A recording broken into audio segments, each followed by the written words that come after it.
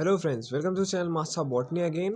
और इस वीडियो में मैं आपको बताने वाला हूँ टेरिडोफाइट्स के बारे में। और आज हम कवर करेंगे उसके क्लासिफिकेशन के बारे में। जब आप सिलेबस देखते हैं, जो सबसे पहली चीज़ होती है वो आपके सिलेबस में है क्लासिफिकेशन किसी भी एंट्रेंस एग्ज़ाम का। और क्लासिफिकेशन किसी भी टॉपिक को, चाहे वो ब्रायोफाइट हो, टेरिडोफाइट्स हो, जिम्नोस्पर्म हो या एंजियोस्पर्म हो, सबसे पहला जो है, अगर आपको अंदर का कॉन्सेप्ट अगर टैकल करना है तो सबसे पहले आपको क्या पढ़ना चाहिए? क्लासिफिकेशन। क्योंकि क्लासिफिकेशन के बेसिस पे ही आपको पता चलता है कि जो इनके अंदर मेंबर्स हैं उनको हम किस क्राइटेरिया के बेसिस पे डिवाइड करते हैं। मींस आपको ऊपर ऊपर का कैरेक्टर पता चल जाता है, जिसके बेसिस पे हम उनके अंदर के जो उसमें मेंबर्स हैं उनको पहचान सकते हैं। क्योंकि क्लासिफिकेशन इसीलिए बनाया ही जाता है ताकि जो मेंबर्स हों उसको हम पहचान सकें। तो अगर हम इनका क्लासिफिकेशन देखेंगे तो सबसे पहले एक ब्रॉडर क्लासिफिकेशन पूरे प्लांट किंगडम का जो मैंने आपको बताया था, इक्लर का है और टिप्पो का है। तो अगर हम प्लेसमेंट देखेंगे टेरिडोफाइट्स का कि इक्लर के क्लासिफिकेशन के हिसाब से इसका प्लेसमेंट कहाँ पे है, तो आप देखेंगे प्लांट किंगडम में ये रखे गए हैं क्रिप्टोगैम में। क्रिप्टोगैम और फेनरोगैम दो बड़ा ग्रुप था। ओके, क्रिप्टोगैम के अंदर मैंने आपको थैलोफाइटा में एल्गी फंजाई बता दिया है, ब्रायोफाइटा भी बता दिया है, टेरिडोफाइटा आज हम देख रहे हैं। तो ये अगर आपसे कोई पूछे कि इक्लर के क्लासिफिकेशन के अनुसार ये कहाँ पे प्लेस हैं, तो आप कहाँ पे बताएंगे कि क्रिप्टोगैम के अंदर ये रखे हुए हैं। ओके, क्रिप्टोगैम के अंदर वहीं अगर टिप्पो का हम देखेंगे, टिप्पो की क्लासिफिकेशन के अनुसार तो ये एम्ब्रियोफाइटा में रखे हुए हैं। देखेंगे प्लांट किंगडम को टिप्पो ने दो बड़े भागों में बांटा है, थैलोफाइटा और एम्ब्रियोफाइटा। ओके, थैलोफाइटा में जहाँ पे एम्ब्रियो नहीं बनता है और प्लांट बॉडी थैलॉइड रहती है, वहीं एम्ब्रियोफाइटा में आप देखेंगे कि मेजरली जो भी हैं मेंबर्स इसमें सारे, उनमें एम्ब्रियो बनता है। तो इसका मतलब क्या है? और एम्ब्रियोफाइटा में भी दो है, एक ब्रायोफाइटा, ट्रैकियोफाइटा। ब्रायोफाइटा एक अलग हो जाता है, ट्रैकियोफाइटा मीन्स जिसमें आपको वो मिलेंगे जाइलम और फ्लोएम आपको मिलते हैं, वो ट्रैकियोफाइटा में रखे गए हैं। ओके, तो ये सारी चीज़ें हैं टिप्पो के अनुसार। टेरिडोफाइट इसमें ग्रुप नहीं है। टेरिडोफाइटा में इन्होंने साइलोप्सिडा, लाइकोप्सिडा, स्पिनोसिडा और जो ये टेरोप्सिडा है ये एक्चुअली इनमें डायरेक्ट इन्हीं में प्लेस्ड है। टेरिडोफाइट का इन्होंने अलग से नाम नहीं लिया है। अगर इंपॉर्टेंट पॉइंट्स पहले देख लेते हैं, जो सबसे कॉमन अगर टेरिडोफाइट्स के बारे में कोई टर्म्स आपसे पूछ सकता है तो वो है कि टेरिडोफाइट का जो टर्म है इसको किसने दिया? हेकल ने दिया था सर्वप्रथम इसको। और टेरिडोफाइट्स ग्रीक शब्दों से आया है। Firstly pteron, pteron means feather और फाइटॉन मीन्स प्लांट। तो फीदर वाले प्लांट्स को फीदर इसका जो नाम रखा गया है, ये एक्चुअली पड़ा है यहाँ पे कंपाउंड लीफ आपको मिलेंगे जो फीदर टाइप के दिखते हैं। वही पिन्नेट, पिन्नेट लीफ होता है इसमें। फीदर लाइक फ्रॉन्ट्स, फ्रॉन्ट बोलते हैं एक्चुअली, लीफ नहीं बोला जाता यहाँ पे, फ्रॉन्ट बोला जाता है टेरिडोफाइट्स में। और इनको वैस्कुलर क्रिप्टोगैम्स बोला जाता है। मीन्स आपने देखा कि इक्लर के अनुसार ये क्रिप्टोगैम में तो रखे गए हैं, लेकिन टेरिडोफाइटा को छोड़ के और किसी में जाइलम और फ्लोएम पाया नहीं जाता है। तो इसीलिए ये क्रिप्टोगैम तो हैं लेकिन वैस्कुलर क्रिप्टोगैम है, मीन्स इसमें जाइलम और फ्लोएम पाया जाता है। ओके, और इसको एक चीज़ बोलते हैं स्नेक ऑफ प्लांट किंगडम। अगर हम इसको पैरेलल देखेंगे, एनिमल का क्लासिफिकेशन अगर आपने देखा होगा, वहाँ पे क्या क्या होता है, प्रोटोजोआ, पोरीफेरा, सीलेंट्रेटा, ये सारी चीज़ें आपने वहाँ पे पढ़ी होंगी। उस हिसाब से जो एम्फीबियस नेचर के जो प्लांट किंगडम में जो सबसे बड़ा ग्रुप है वो कौन सा है? आपका ब्रायोफाइट, जिन्हें एम्फीबियंस ऑफ प्लांट किंगडम बोलते हैं। उसके बाद अगर आप देखते हैं तो एनिमल्स क्लासिफिकेशन सिस्टम में क्या आता है? एम्फीबिया के बाद रेप्टिलिया आता है। तो ऐसे ही यहाँ पे जो एम्फीबियंस ऑफ प्लांट किंगडम है वो ब्रायोफाइट्स हैं। तो ये जो है ब्रायोफाइट्स के बाद आते हैं, तो इसीलिए इनको स्नेक्स ऑफ प्लांट किंगडम भी बोलते हैं। क्योंकि हम एम्फीबिया ऑफ प्लांट किंगडम किसे बोलते हैं? ब्रायोफाइटा को।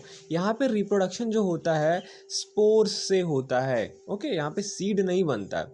वैसे सीड हैबिट है कुछ कुछ में, लेकिन वो यहाँ पे डेवलप हो रहा है। मेनली यहाँ पे क्या होता है? स्पोर के बेसिस पे। और ये फर्स्ट वैस्कुलर लैंड प्लांट्स हैं। इसके पीछे जो आपने पढ़ा एल्गी, ब्रायोफाइट, वहाँ पे वैस्कुलर सिस्टम नहीं था, वहाँ पे जाइलम फ्लोएम नहीं था। तो यहीं पे आपको वैस्कुलर सिस्टम मिलेगा। और अगर हम बात करें कि जो आप जियोलॉजिकल टाइम स्केल पढ़ते हैं तो उसमें टेरिडोफाइट्स कब थे, तो जो एज था टेरिडोफाइट्स का, मीन्स जब डोमिनेट कर रहे थे अर्थ पे, वो कौन सा था आपका, लेट पेलियोजोइक। ये सब इंपॉर्टेंट फीचर्स आप याद रखेंगे। फेमस टेरिडोलॉजिस्ट की बात कर लेते हैं इंटरनेशनली रिकग्निशन वालों का, तो वो स्कॉट थे, चर्च थे, ईएम्स थे, कैम्पबेल थे, जिमरमैन और बोअर, ये इंटरनेशनल फेम के टेरिडोलॉजिस्ट थे। वहीं अगर हम बात करें इंडियन जो टेरिडोलॉजिस्ट हैं फेमस, वो हैं प्रोफेसर P.N. मेहरा जी। ओके, अब क्लासिफिकेशन की बात कर लेते हैं जिस पे ये लेक्चर आपका फोकस्ड है। तो जो क्लासिफिकेशन आपको रिकमेंडेड है सिलेबस में मेजॉरिटी इंडिया में, इंडियन के जैसे BHU में, तो वहाँ पे आपको स्मिथ का क्लासिफिकेशन बताया जाता है। ये स्मिथ वही है जहाँ जिनका आपने पढ़ा था, किनका, स्मिथ का क्लासिफिकेशन आपने ब्रायोफाइट्स में भी पढ़ा था। अब ये देखिए, पहले तो नीचे देखिए लिखा है मैंने पब्लिश्ड इन, इनका जो क्लासिफिकेशन था वो 2 वॉल्यूम में पब्लिश हुआ था। एक क्रिप्टोगैमिक बॉटनी वॉल्यूम 1 जहाँ पे इन्होंने एल्गी और फंजाई का क्लासिफिकेशन दिया था 1938 में, और फिर इनका एक बुक और आया था, उसी बुक का दूसरा वॉल्यूम क्रिप्टोगैमिक बॉटनी वॉल्यूम 2 आया था इनका 1955 में आया था, जहाँ पे इन्होंने ब्रायोफाइट और टेरिडोफाइट का क्लासिफिकेशन दिया था। तो ये जो स्मिथ का क्लासिफिकेशन है ये इसी में पब्लिश हुआ था, क्रिप्टोगैमिक बॉटनी वॉल्यूम 2 में ब्रायोफाइट्स के साथ 1955 में।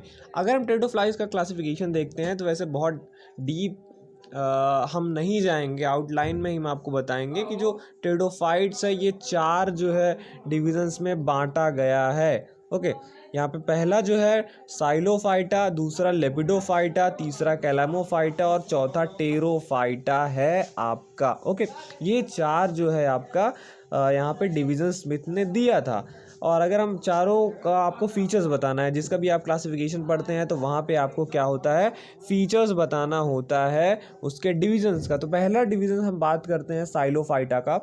ये जो थे साइलोफाइटा, ये oldest known land inhibiting plants है। मतलब अभी तक जो आपने ब्रायोफाइट्स वगैरह देखे वो सब मेनली उनको पानी चाहिए होता है, पर ये लैंड में जो टोटली आए वो ओल्डेस्ट नोन जो इनहिबिटिंग लैंड इनहिबिटिंग प्लांट्स से वो साइलोफाइटा की थे। और यहाँ पे रूट सिस्टम जो है नहीं डेवलप हुआ था। ओके, सेकेंड पॉइंट, लीफ भी यहाँ पे नहीं होता था, लीव्स लैकिंग, और रूट के जगह पे राइजोइड्स प्रेजेंट थे। आपको पता है ना राइजोइड्स क्या होते हैं, ये एडवेंटिशियस होते हैं, मीन्स कहीं से भी निकल सकते हैं, तो राइजोइड्स हैं ये। Only stem has vascular tissue, और केवल लीफ तो था नहीं, ये रूटलेस थे, तो केवल स्टेम था जहाँ पे वैस्कुलर सिस्टम प्रेजेंट था, मीन्स जाइलम और फ्लोएम। अगर हम बात करें स्पोर्स का, तो जो इस साइलोफाइटा जो डिवीज़न है, पहला डिवीज़न, इसमें स्पोर जो प्रोड्यूस होता था टर्मिनल प्रेजेंट होता था, मतलब ब्रांच के एकदम अपेक्स पे, एकदम ऊपर टर्मिनल स्पोरेंजिया होता था। और यहाँ पे जो स्पोर्स बनते थे वो होमोस्पोरस होते थे। होमोस्पोरस का मतलब है जो सारे स्पोर थे यहाँ पे स्पोरेंजिया में, वो सारे एक ही साइज़ के होते थे, सभी देखने में सिमिलर होते थे। मैंने आपको बताया है होमोस्पोरस। आइए आपको बता देते हैं लास्ट स्लाइड में, ये देखिए जहाँ पे हैश मैंने लगाया है नीचे। अब होमोस्पोरस और हेटेरोस्पोरस क्या है थोड़ा सा मैं आपको बता देता हूँ, ताकि आगे के लेक्चर्स में आपको कन्वीनियंस हो समझने में। जो टेरिडोफाइट्स होते हैं ये यूजली 1 टाइप के स्पोर प्रोड्यूस करते हैं, और ये कंडीशन होमोस्पोरस कंडीशन कहलाती है, जिसमें एक ही टाइप के स्पोर प्रोड्यूस होते हैं। लेकिन कुछ जो टेरिडोफाइट्स होते हैं वो 2 तरह के स्पोर्स प्रोड्यूस करते हैं, जो एक्चुअली साइज़ में डिफ़र होते हैं। एक छोटा होगा, छोटे साइज़ वाले स्पोर्स को माइक्रोस्पोर्स बोलते हैं, जो जिस स्पोरेंजिया में प्रोड्यूस होते हैं उनको माइक्रोस्पोरेंजिया कहते हैं। ओके, और लार्जर जो होता है उसको मेगास्पोर बोलते हैं, और उसके रिस्पेक्टिव स्पोरेंजिया को मेगास्पोरेंजियम बोलते हैं। तो अब देखिए, ये केवल साइज़ में ही नहीं डिफ़र थे, साइज़ में डिफ़र होने के साथ साथ ये गैमेटोफाइट का सेक्स भी डिटरमिन करते थे। जो माइक्रोस्पोर हैं वो जर्मिनेट करके जो गैमेटोफाइट बनाते थे वो मेल गैमेटोफाइट होता था, और जो मेगास्पोर होते हैं वो जब जर्मिनेट करते हैं तो ये फीमेल गैमेटोफाइट जो होता है वो बनाते हैं। तो वही मैंने लास्ट में लिखा है, difference in size of the spore is related to sex of the gametophyte, smaller one male gametophyte, larger one female gametophyte बनाता है, और इसी को हेटेरोस्पोरी कहते हैं जब दो टाइप के आपके स्पोर बनते हैं, माइक्रोस्पोर मेगास्पोर। तो ऐसे टेरिडोफाइट जहाँ पे एक ही टाइप का स्पोर बने उनको हम होमोस्पोरस बोलेंगे, जहाँ पे दो टाइप का स्पोर बने उनको हम हेटेरोस्पोरस बोलेंगे। फिर से हम चले आते हैं, यहाँ पे होमोस्पोरस तक हो गया था। लास्ट इसका पॉइंट ये है कि मोस्ट ऑफ द मेंबर्स जो हैं साइलोफाइटा के वो फॉसिल्स हैं, जैसे कि राइनिया हो गया, हॉर्नियोफाइटॉन हो गया, और इस डिवीज़न में दो लिविंग जेनरा आते हैं, साइलोटम और मेसिप्टेरिस। दो प्लांट इसके लिविंग हैं। ओके, अब डिवीज़न नंबर 2 की बात करते हैं, जो कि है आपका लेपिडोफाइटा। इसको लाइकोफाइटा और माइक्रोफिलोफाइटा भी कहते हैं। ओके, अब इनका कैरेक्टर हम देख लेते हैं कि इनको लेपिडोफाइटा के मेंबर को हम मेनली क्या बोलते हैं, कॉमनली बोलते हैं क्लब मॉसेस और स्पाइक मॉसेस, इन्हीं के मेंबर्स को हम बोलते हैं। यहाँ पे लीव्स, रूट, स्टेम प्रेजेंट होता है और सभी में वैस्कुलर टिश्यू पाया जाता है, जाइलम और फ्लोएम। ओके, मेंबर जो होते हैं इनके सारे माइक्रोफिलस होते हैं, जैसे मैंने आपको बताया होमोस्पोरस और हेटेरोस्पोरस। वैसे टेरिडोफाइटा में दो बड़े क्लासिफिकेशन है लीफ के बेसिस पे, एक हो गया आपका माइक्रोफिलस और एक मेगाफिलस। माइक्रोफिलस में क्या होता है, लीफ बहुत छोटा होता है और वो लीफ क्या होता है, लीफ गैप नहीं बनाते हैं। ओके, और लेकिन मेगाफिलस में आप देखेंगे कंपाउंड लीफ होता है, कंपाउंड उसमें वेन्स होते हैं और वो लीफ गैप भी बनाता है, उसके बारे में हम बाद में चर्चा करेंगे। और मोस्ट ऑफ देम मेंबर्स यहाँ पे लेपिडोफाइटा के यहाँ पे कोन होता है या स्ट्रोबिलस होता है, जो एक्चुअली क्या है, ओवरलैपिंग स्पोरोफिल्स हैं। वो एपिसेस पे पाए जाते हैं, मीन्स टिप्स पे बनते हैं। स्पोरोफिल्स का मतलब जो बियर करें स्पोर्स को। और तो क्या हुआ, यहाँ पे जो स्पोर प्रोड्यूसिंग लीव्स होते हैं वो कोन या स्ट्रोबिलस में वो रहते हैं सारे, इसीलिए इनको क्लब मॉसेस या स्पाइक मॉसेस भी कहते हैं।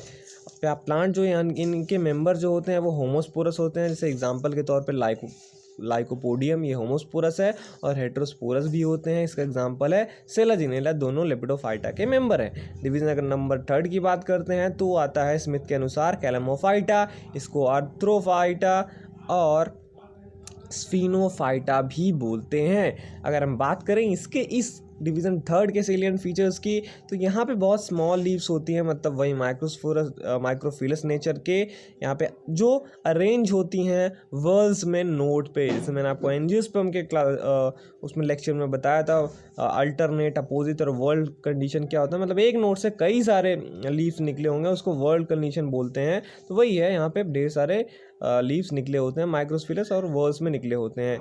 रिजेस और ग्रुप्स भी पाए जाते हैं स्टेम में, और स्टेम में सिलिका का भी डिपोजिशन होता है, इसीलिए इसके स्टेम का टेक्सचर क्या होता है, रफ होता है। रिजेस बोलते हैं ऊपर नीचे, मीन्स आपको गड्ढे गड्ढे से उसमें ढेर सारे मिलेंगे।